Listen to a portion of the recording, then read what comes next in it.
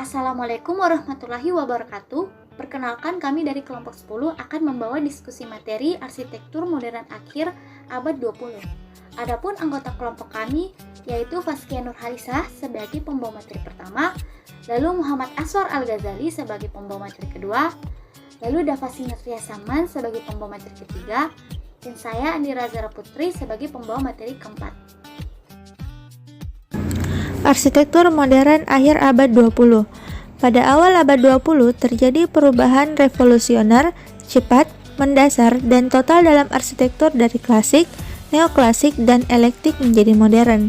Gejala ini terjadi selain karena kejenuhan terhadap bentuk, teori, dan kaidah-kaidah tentang seni dan arsitektur, juga karena terjadi perubahan dalam pola pikir, pola hidup, dan budaya masyarakat. Perubahan juga terjadi dalam segi dinamika penduduk. Jumlahnya berlipat ganda, yang semuanya menuntut penyediaan fasilitas modern, praktis, ekonomis, cepat dibangun, fungsional tanpa mengabaikan aspek keselarasan, keseimbangan, dan keindahan. Selanjutnya, arsitektur modern berkembang secara cepat sekali dalam bentuk dan aliran yang sangat kompleks, tidak dapat dikelompokkan dalam periode waktu dan tempat. Arsitektur brutalisme dan neobrutalisme. Brutalisme berarti apa adanya. Brutalisme yang dimaksud berasal dari bahasa Prancis yakni brut, yang berarti beton kasar atau beton mentah. Arsitektur brutalisme adalah sebuah gaya arsitektur yang berkembang pada pertengahan abad ke-20, yaitu sekitar tahun 1950-an sampai dengan 1980-an di Inggris oleh seorang arsitek terkenal Prancis-Swiss yang bernama Le Corbusier. Setelah Perang Dunia Kedua, negara-negara yang terletak di Eropa Timur dipengaruhi oleh para sosialis yang mengakibatkan terciptanya bangunan keras dengan biaya murah yang bersifat utilitarian. Pada masa itu, beton menjadi material pilihan dikarenakan biayanya yang murah dan pembangunannya yang cepat. Pada tahun 1970-an di New York, Amerika Serikat, gaya arsitektur ini mencapai puncaknya. Namun setelah pergantian dekade, reputasi dari arsitektur ini menurun. Hal ini disebabkan oleh biaya perawatannya yang mahal dan gaya arsitektur ini dinilai kurang fungsional. Beton-beton yang ditampilkan pada bangunan secara perlahan akan rusak hingga merusak keindahan bangunan, sehingga bangunan dengan gaya brutalisme ini kehilangan daya tariknya. Ciri-ciri dari arsitektur brutalisme dan neobrutalisme. Yang pertama, bangunan brutalis pada umumnya membentuk blok-blok dan geometris. Yang kedua, bentuk dasar bangunan seperti kubus. Yang ketiga, susunan bentuk yang berulang-ulang tanpa adanya ornamen. Keempat, menggunakan material beton kasar. Kelima, bentuk dan ruang unik dan otentik serta fungsional. Dan yang terakhir, kesatuan elemen membentuk skulptural abstrak. Contoh karya arsitektur neobrutalisme yakni pada Yale Art and Architecture Building oleh Paul Rudolph yang berlokasi di New Haven, Connecticut, USA.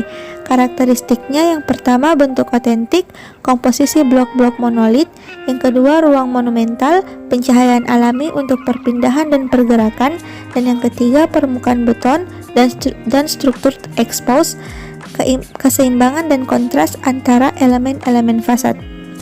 Contoh karya arsitektur brutalisme yakni pada United Habitation yang dibangun oleh Le Corbusier tahun 1952, berlokasi di Marseille, berfungsi sebagai tempat tinggal, di mana karakteristiknya adalah bentuk dari bidang geometris, blokis dan berulang, tidak ada ornamen, dan terbuat dari struktur beton.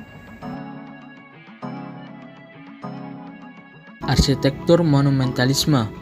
Definisi dan pengertian monumentalitas dalam arsitektur adalah kualitas atau keadaan sebuah karya arsitektur sebagai sebuah bangunan monumental yang mengandung sebuah pesan atau makna di dalamnya yang bertujuan sebagai simbol untuk mengenang sebuah peristiwa sejarah atau tokoh penting yang dapat dilihat dari aspek fisik bangunannya, meliputi pola-pola yang terbentuk dari unsur atau elemen pelingkupnya. Karakteristik arsitektur monumentalisme adalah bangunan fungsional yang dianggap penting karena usia dan ukuran, terkesan kokoh, agung dan megah, bersifat sederhana, bersih dan polos, berfungsi sebagai ruang yang terpusat, Contoh karya monumentalisme adalah Boston City Hall. Boston City Hall merupakan aliran arsitektur monumentalisme yang diterapkan pada bangunan ini dapat dilihat dari efek bayangan kisi-kisi dan elemen konstruksi pada wajah-wajah menampilkan bentuk dinamis dan memberikan bentuk skulptural yang sangat menawan. Kesan monumental gedung ini ditampilkan dalam bentuk dan juga tata letak serta lokasi yang terbuka luas. Arsitektur strukturalisme. Pengertian kata struktur di sini tidak ada kaitannya dengan struktur dan konstruksi bangunan, melainkan makna abstrak, struktur dari budaya sekelompok orang atau masyarakat. Sejarah dan perkembangan aliran strukturalisme. Istilah strukturalisme dalam arsitektur modern, demikian pula strukturalis dalam arsitektur mendasarkan pada tujuan dari struktur formal terbentuk sepenuhnya oleh sejarah. Arsitektur strukturalis menentang kenetralan dari gerakan modern, bentuk-bentuk murni dan bebas. Selain itu, strukturalisme juga menentang ekspresionisme, berkembang di Jerman yang kemudian menjadi bersifat emosional dan subjektif. Sebagai suatu alternatif, aliran strukturalisme mengemukakan konsep kejernihan dalam labirin atau labyrinth, clarity, atau ketertiban atau disiplin tidak mendasarkan pada hierarki. Namun demikian merangsang suatu kerangka arsitektural di mana setiap pengguna bangunan secara pribadi mendapat pilihan yang sesuai. Contoh karya aliran strukturalisme adalah Hans Stanton School Borfolk, Allison dan Peter pada tahun 1923 sampai 1949, Smithson, sepasang arsitek yang menikah pada tahun 1949 bersamaan dengan saat mereka memenangkan sayembara sekolah menengah, yaitu Secondary School di Hunstanton, Amerika Serikat pada tahun 1949 sampai 1953. Keteraturan bagian-bagian yang paling kecil dengan modul dan grid membuat seluruh kompleks Hunstanton School Borfolk berada dalam satu sistem yang terstruktur sehingga cukup mewakili aliran strukturalisme ini. Oke, selanjutnya metabolisme dan arsitektur modern Jepang. Dalam bukunya yang berjudul Metabolism in Architecture, Kisho Kurokawa menyebutkan bahwa istilah metabolisme merupakan ekstensi analogi biologis untuk menggantikan analogi mekanis yang ada pada arsitektur modern dengan cara membandingkan bangunan dengan proses energi pada alam. Metabolisme sendiri adalah gerakan arsitektur modern yang berasal dari Jepang dan paling berpengaruh pada tahun 1960-an, cenderung menurun dari akhir 1950-an hingga awal 1970-an. Perkembangan arsitektur metabolisme dimulai setelah Perang Dunia Kedua. Pada saat itu, Jepang mengalami kemajuan, perubahan, dan perkembangan yang luar biasa terkait bidang seni dan arsitektur. Pada saat itu, para arsitek muda Jepang menggunakan kata ini untuk menggambarkan kepercayaan bahwa bangunan dan kota harus dirancang mengikuti bentuk makhluk hidup. Jika dilihat dari budaya tradisional Jepang, baik Shinto maupun Katsura, keduanya dapat menerima konsep modernisme. Karena keduanya memiliki kesamaan, yaitu cenderung mengacu pada kesederhanaan, sehingga budaya Jepang dan arsitektur modern dapat disatukan. Sejarah dan perkembangan arsitektur modern Jepang. Nah, di dalam bukunya yang berjudul Movements Modernness and Architecture tahun 1973, Charles Jenks menulis bahwa modernisme Jepang adalah suatu paradoksal, di mana arsitektur modern pada kenyataannya adalah arsitektur tradisional Jepang, tetapi dalam baju baru. Sistem terbuka memperlihatkan dan menonjolkan elemen-elemen arsitektural, tidak hanya konstruksinya tetapi juga unsur-unsurnya. Dalam hal ini, core dan kapsul-kapsulnya adalah ungkapan modern. Bentuk dan teknologi prefabrication semuanya baru dari arsitektur Jepang. Hal mana sejalan dan paralel dengan alam terbuka dalam Buddhisme.